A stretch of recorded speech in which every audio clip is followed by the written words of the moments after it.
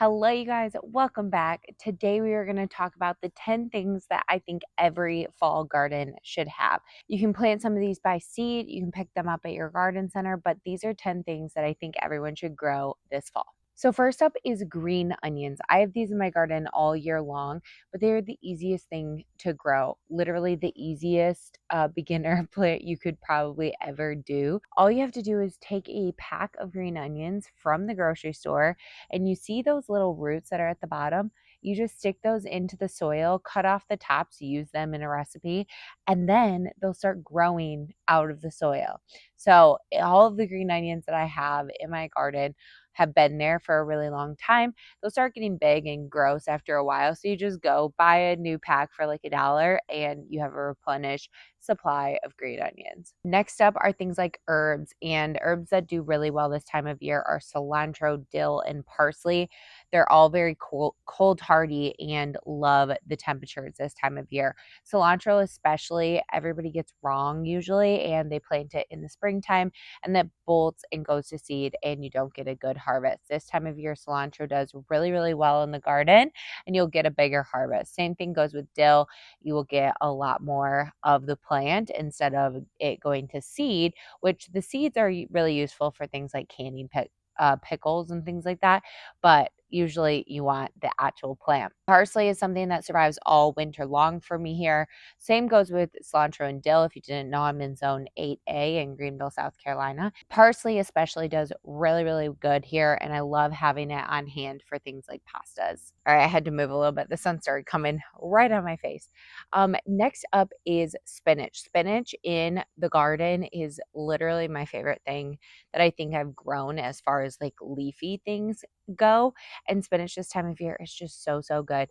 If you are not a spinach fan when it comes to like store-bought spinach, please try and grow it in your own garden because the taste is night and day. I don't know how to describe the difference, but the ones you get from the store sometimes have a weird aftertaste or like a weird feeling in your mouth. The ones that you grow in your garden taste completely different. It's incredible. Next up is kale. I have some kale behind me in my garden that I actually planted last fall, and it weirdly did not bolt. It is a variety called, I think it's called Blackjack. Oh my gosh, you guys, highly, highly recommend. It's literally starting to just go crazy again. It's about up to my waist in height. These are raised beds, but they're not very tall. And it is incredible. It never went to seed on me, and I'm going to have it continued. But you can grow other types. I'm also growing one, a blue curled variety that I really like. This one needs more like you have to cook it in soups and stuff like that. You can't really eat it raw, in my opinion. It's a little bit too tough.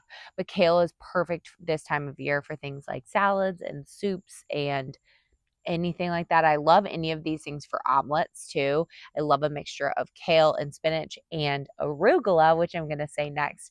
So arugula is one of my favorite leafy greens, let's call it. It gives such a good flavor. If you've never had arugula, it's kind of like a peppery, lemony vibe, and it's so, so good. I even like it. One of my favorite pizzas has like sweet potatoes, goat cheese, and arugula on it. So, so good. But yes, I love growing arugula this time of year. This one is not frost hardy though, so you're going to need to grow it here quickly.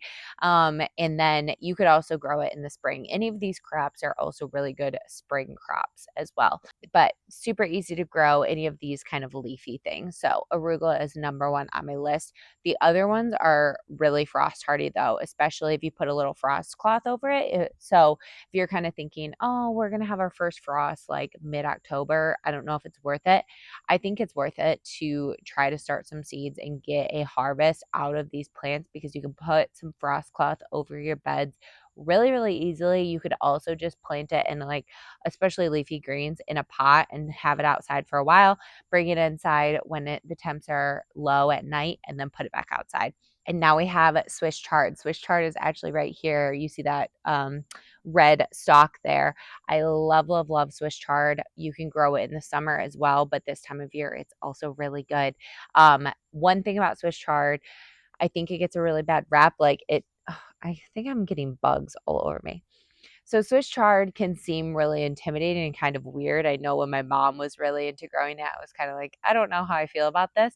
But if you try it sauteed, almost like spinach, especially in an omelet, it is so, so good. It has so many vitamins and nutrients that are really, really good for you. And if you are someone who likes celery and likes the texture of that, you might like the stalks as a celery. They look very similar and have a similar crunch. I'm not a celery person, so I don't eat those, but you can also cut them up and saute them and put them in soups, kind of like you would celery. So it's a really good plant like that because celery is kind of like tricky to grow. This super easy. Next up, we have peas, like snap peas, and I have some growing up this trellis. They just started germinating, but peas are so easy to grow. You just direct sow them into the soil, keep them moist, just like you do anything that you sow directly, and they will grow up a trellis and produce peas for you. If you are in a mild climate as well, you could also probably overwinter them. The pods themselves are not frost like hardy, but the actual plants are frost hardy. So you kind of need to figure out the timing on that one. Some of you, it might be a little late to do that, but that would also be a really good spring crop to grow. They're so delicious. Snap peas out of the garden. Amazing.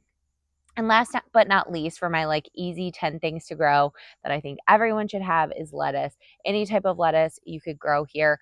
You have your icebergs, your bibs, like all that kind of stuff.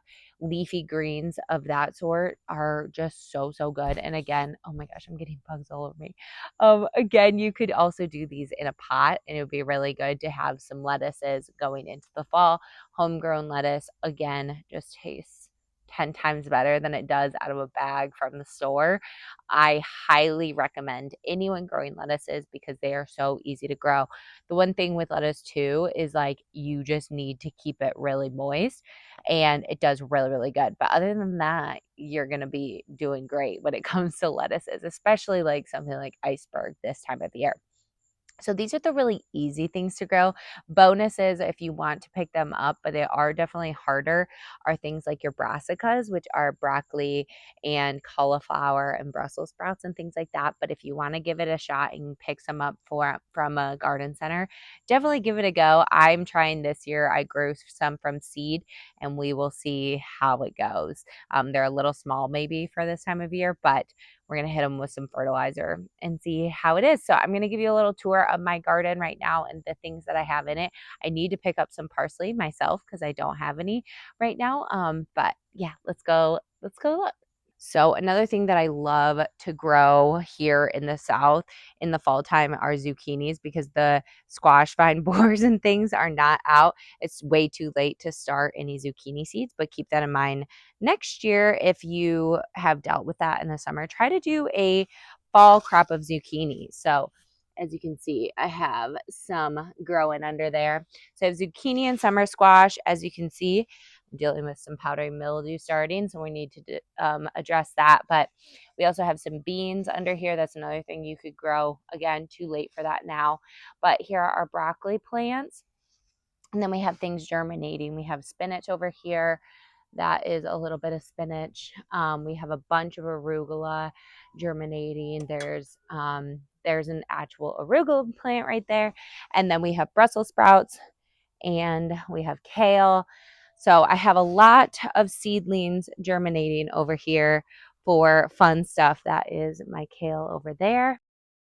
And then we still have a mixture of, our summer crops. So we still have a ton of peppers, jalapenos, banana peppers, red peppers. We have spinach or Swiss chard. We have obviously zucchini and summer squash.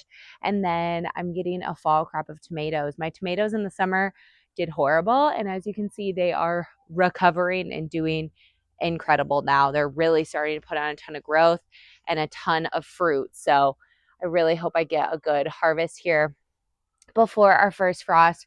Last year, we didn't get a hard frost until like late November. That is very unusual. Usually it is sometime in early November, late October. And then this is that kale that I was talking about that just is crazy.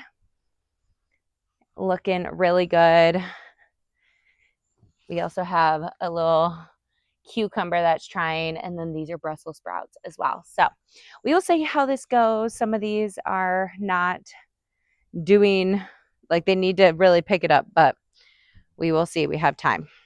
I hope you guys enjoyed the video. I hope you try out growing some crops this fall. It really is an enjoyable time to garden because the temps are down, the pest pressure is down, and you could have a beautiful garden like this fall. And if not, then you could try these out in the spring because it's very similar crop wise. I hope you enjoyed it, and I will see you in a video very soon. Bye, guys.